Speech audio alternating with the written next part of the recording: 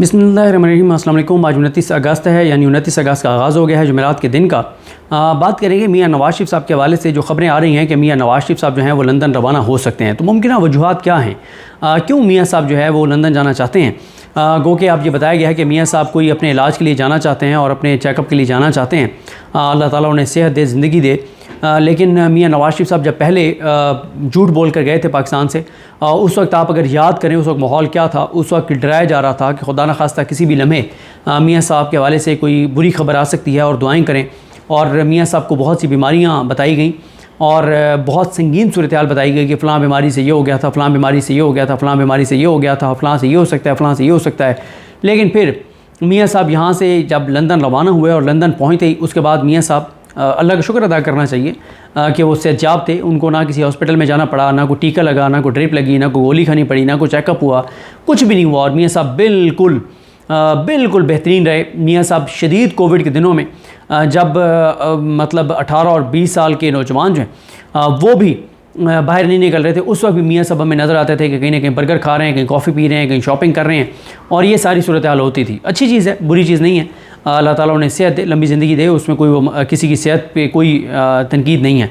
लेकिन मसला उस झूठ और उस गलत बयानी पर है जो झूठ बोल कर वो गए थे और फिर 4-5 साल तक वो वापस नहीं आए थे।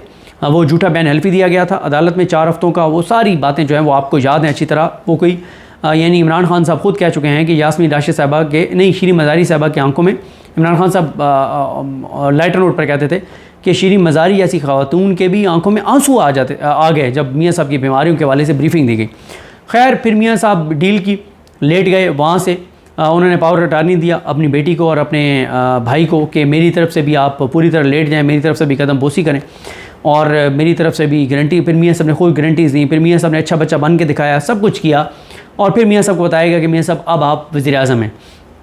मियाँ साहब वहाँ से रवाना हुए, उनको वज़ीर-ए-आज़म का प्रोटोकॉल दिया गया। यहाँ पे एयरपोर्ट पे आए, यहाँ पे मियाँ साहब जो हैं उनको मियाँ साहब को बायोमेट्रिक सारा कुछ वहाँ हुआ उनका। और फिर जो अदालतों से वो आपके सामने है।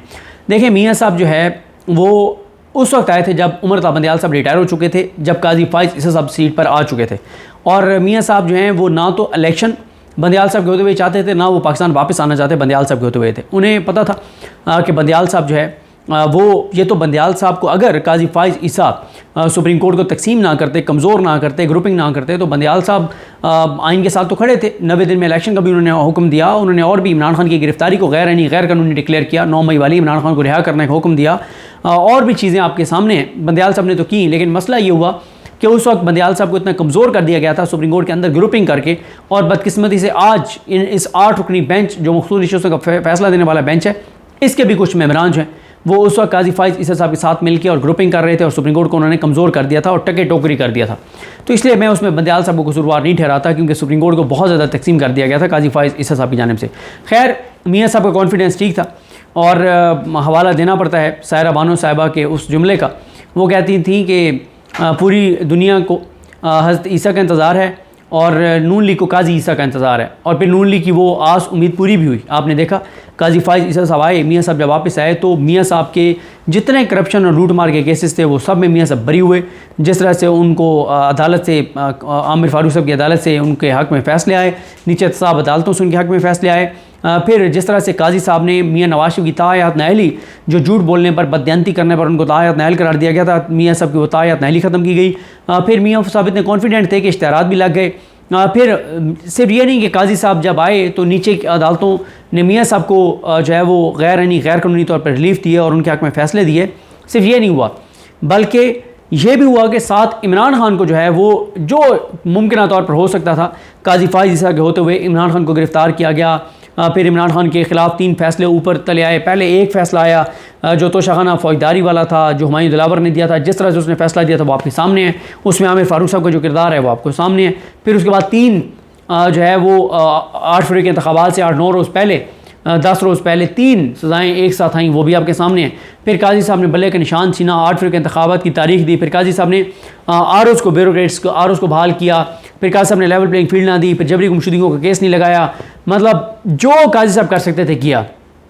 फिर काजी साहब ने उसके बाद 8 फरवरी के बाद इस मैंडेट को बरकरार रखने के लिए जो किया वो आपके सामने है। रीकाउंट के नाम पे अभी नून लीग को सीटें दी। फिर आप बाकी छोड़ें, अभी जो ट्रिब्यूनल्स वाला मामला है उसको काजी साहब ने फैसला मुअत्तल किया हुआ है लाहौर हाई कोर्ट का, और ट्रिब्यूनल्स को काम से रोका हुआ। ये सारी चीज़ें काजी फायसल साहब ने की हैं। मियाँ साहब जो हैं वो टोटल डिपेंडेंट थे इस्टेब्लिशमेंट पर और काजी फाइज इसाद साहब पर। अच्छा, अब काजी फाइज इसाद साहब, अब 2 चीज़ें ऐसी हुई हैं जिससे लगता है कि मियाँ साहब जिस वजह से पाकिस्तान से जाना चाह रहे हैं। पहली चीज़ तो यह है कि मियाँ साहब को नज़र आ रहा है कि शायद काजी फाइज इसाद साहब को एक्सटेंशन ना दी जा सके, और बहुत मुश्किल है काजी फाइज इसाद साहब की एक्सटेंशन। और दूसरा, मियाँ साहब को नज़र आ रहा है कि इमरान खान की रिहाई, मियाँ साहब को नज़र आ रही है कि इमरान खान की अब रिहाई करीब है। और तीसरा जो इसमें एक फैक्टर है वो है जिस तरह से चीज़ें ग्राउंड के ऊपर ख़राब हो रही हैं नून लीग के लिए। आप देख लें, इस वक्त भी जब मैं बात कर रहा हूँ PWD वालों का एहतजाज चल रहा है, यूटिलिटी स्टोर वालों का धरना चल रहा है, स्टूडेंट्स एहतजाज कर रहे हैं, फिर आज बड़ी यानी कल बड़ी कामयाब हड़ताल भी थी। तो मियाँ साहब को ये भी नज़र आ रहा है, और फिर अब ये सारा रुख पंजाब की तरफ हो रहा है। पंजाब में PTI जलसा करने जा रही है 15 सितंबर को, फिर इसी तरह से यहाँ पे इस्लामाबाद में 8 सितंबर को जलसा करने जा रहे हैं। एजिटेशन बढ़ रही है, बांग्लादेश वाले सेंटिमेंट्स आ रहे हैं। तो मियाँ साहब को ये सारी चीज़ें नज़र आ रही हैं, और मियाँ साहब को एक खौफ भी है। मियाँ साहब अब इस्टेब्लिशमेंट पर उतना एतमाद नहीं करते। गो कि मियाँ साहब ने अपनी तरफ से ताबेदारी की तमाम हदें पार कर लियाँ और इतना अच्छा बच्चा बन के दिखाया है कि ऐसे अच्छा बच्चा इस्टेब्लिशमेंट को कभी नहीं मिला होगा।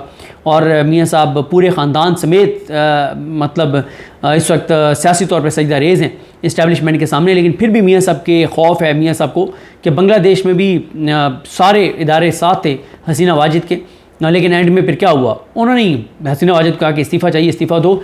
मियाँ साहब को एक खौफ है माजी की वजह से। मियाँ साहब को ये लगता है कि वहाँ हसीना वाजिद को उन्होंने हेलीकॉप्टर या जहाज़ तो दे दिया था भागने के लिए, शायद हमें वो भी ना दिया जाए। तो मियाँ साहब इसलिए वो जैसे कहते हैं ना, टाइमो टाइम मियाँ साहब चाह रहे हैं कि वो यहाँ से निकल जाएँ। और वजह मैंने आपको बता दी है कि एक वजह है जो इमरान खान की मुमकिन रिहाई, जो कि बहुत करीब है, क्योंकि इमरान खान साहब की अब 2 ही केसों में इस वक्त कन्विक्ट नहीं है वो किसी केस में, 2 ही केसों में अंडर ट्रायल हैं वो। एक तो तोशाखाना 2 में, उसमें उनकी बेल अप्लाई हो चुकी है, और कल उसके ऊपर आर्गूमेंट्स हैं उनकी बेल के ऊपर।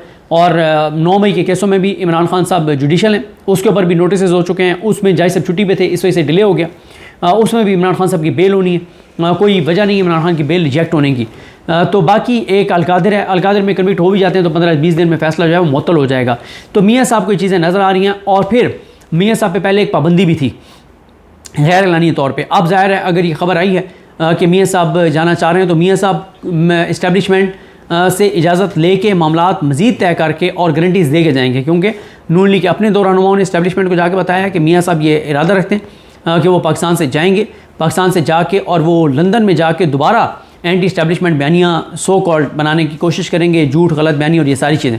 तो इस्टेब्लिशमेंट को भी ये खौफ है कि मियाँ साहब का माजी यही है कि झूठ बोलते हैं, गलत बयानी करते हैं, और अब भी इन पर एतबार नहीं है। लेकिन इस पर गारंटीज़ जो हैं वो पक्की ली जाएंगी, ऐसे नहीं इस्टेब्लिशमेंट इनको जाने देगी, क्योंकि इस्टेब्लिशमेंट ने अभी तक मियाँ साहब का एक केस पेंडिंग रखा हुआ है। तोशाखाना वाला गाड़ी जो ली थी ना, वो पेंडिंग रखा हुआ है, उसमें मियाँ साहब को बरी नहीं करवाया। तो ये सारी सूरत है। बाकी लंदन में जैसे ये खबर पहुँची है तो लंदन में जंगल में आग की तरह ये खबर फैल गई है। शायान जो है वो भी एक्टिव हो गया, और सारा गिलगिती और ये सारे बहुत एक्टिव हो गए हैं मियाँ साहब के इस्तकबाल के लिए, और बड़े वहाँ से खुशाइंद पैगामात आ रहे हैं मियाँ साहब के लिए कि हम मियाँ साहब को रिसीव करेंगे एयरपोर्ट से और वेलकम करेंगे, इस्तकबाल करेंगे। कबूतर शबूतर भी वहाँ पे चेक किए जा रहे हैं कि कहाँ से कबूतर मिलते हैं, ख़ास तौर पे वो कबूतर चाहिए जो हाथ पे बैठने वाले होते हैं। तो अब देखना होगा कि वो वहाँ से मिलते हैं लंदन से या वो पाकिस्तान से ही मंगवाए जाते हैं। लेकिन कबूतर शबूतर ये वो सारा कुछ तैयारियाँ वहाँ पे मियाँ साहब के इस्तकबाल की जारी हैं। दीदा और दिल फर्श राख किए हुए हैं सारे शायान और सारा और ये सब, और भरपूर वहाँ पे तैयारियाँ जो हैं वो शुरू हो गई हैं। मियाँ साहब तो पता नहीं कब जाएंगे, लेकिन ये बात है कि मियाँ साहब को ये नज़र आ रहा है कि काजी साहब की एक्सटेंशन नहीं हो रही, काजी साहब जा रहे हैं। मियाँ साहब काजी साहब की वजह से आए थे, काजी साहब के जाने के से पहले ही वो पाकिस्तान से जाना चाहते हैं। और वजूहत मैं आपको मल्टीपल बता चुका हूँ। जितनी इस वक्त मुल्क के अंदर अनसर्टेनिटी है, जितनी चीज़ें ख़राब हो रही हैं और जिस तरफ चीज़ें जा रही हैं, एजिटेशन शुरू हो गई है। पहले 9 मई के बाद से एजिटेशन नहीं थी, 9 मई के बाद से किसी को नहीं सड़कों पर निकलने दिया जाता था, सबको दबा दिया जाता था। लेकिन अब चीज़ें उस नहज पर आ गई हैं कि 2 महकमों के लोग तो आ गए हैं सड़कों पर। किसान जो हैं उनकी लीडरशिप कंप्रोमाइज़्ड है, वो नहीं निकाल सकी, वरना किसानों का मामला इन सबसे ज़्यादा संजीदा था। तो लेकिन वो भी अब चीज़ें नज़र आ रही हैं कि चीज़ें किसी वक्त भी ट्रिगर कर सकती हैं। तो मियाँ साहब को नज़र आ रहा कि बांग्लादेश और पाकिस्तान के हालात में ज़मीन आसमान का फ़र्क है। यहाँ तो जो इन्होंने तबाही की है, बांग्लादेश के हालात तो पाकिस्तान से बहुत अच्छे थे, फिर भी वहाँ से हसीना वाजिद को भागना पड़ा।